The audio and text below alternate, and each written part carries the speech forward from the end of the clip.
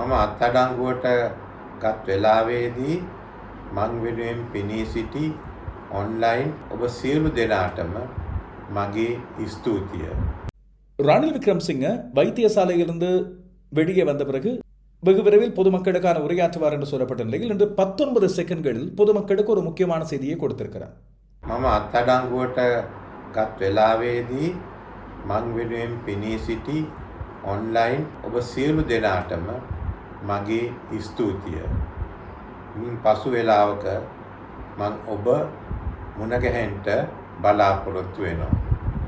යලිත් ස්තුතියි. ஒரு குறுகிய காணொளி மூலமாக விடுத்திருக்கின்ற அந்த நன்றி செய்தியில் தன்னை கைது செய்த வேளையில் தனக்காக முன்னின்ற உங்கள் அனைவருக்கும், குறிப்பாக ஆன்லைனில் இவ்வாறான விடயங்களை முன்னெடுத்த அனைவருக்கும் தன்னுடைய நன்றிகளை தெரிவிப்பதாகவும் வெகு விரைவில் தான் அவர்களை மீண்டும் சந்திக்க இருப்பதாகவும் ரணில் விக்ரமசிங்க குறிப்பிட்டிருக்கிறார். அவரது தோற்றத்தை பொறுத்தவரையில் அண்மையில் பார்த்த ரணில் விக்ரமசிங்க போல அல்லாமல் கொஞ்சம் தளர்ந்திருப்பதாக தெரிகிறது.